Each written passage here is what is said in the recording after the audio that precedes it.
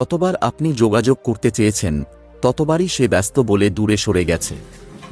কিন্তু একবার ভেবে দেখুন, যখন আপনি কাউকে ইগনোর করতে শুরু করেন তখন হঠাৎ করেই সে আপনাকেই খুঁজতে শুরু করে, তাই না? এটাই মানুষের স্বভাব। আমরা যা সহজে পাই তার মূল্য দিতে জানি না। আর চাণক্য বলেছিলেন, যে মানুষ নিজের সম্মান রক্ষা করতে পারে না সে সমাজে কখনো সম্মান পায় না। তাই আজকের ভিডিওতে আমি আপনাকে এমন কিছু গোপন শিক্ষা বলবো যা চাণক্যের নীতিতে স্পষ্টভাবে লেখা আছে, কিভাবে ইগনোর করা শিখলে মানুষ নিজে থেকেই আপনার জীবনে ফিরে আসবে। আপনি যদি সত্যিই চান মানুষ আপনার মূল্য বুঝুক, আপনার উপস্থিতিকে সম্মান করুক, তাহলে এই ভিডিওটা একদম শেষ পর্যন্ত মন দিয়ে শুনুন। কারণ আজ আমি এই ভিডিওতে মেইন 5টি কথা নিয়ে আলোচনা করব, কিভাবে ইগনোর করা যায় বুদ্ধিমানের মতো, কখন ইগনোর করা উচিত, ইগনোর করলে মানসিকভাবে আপনি কতটা শক্তিশালী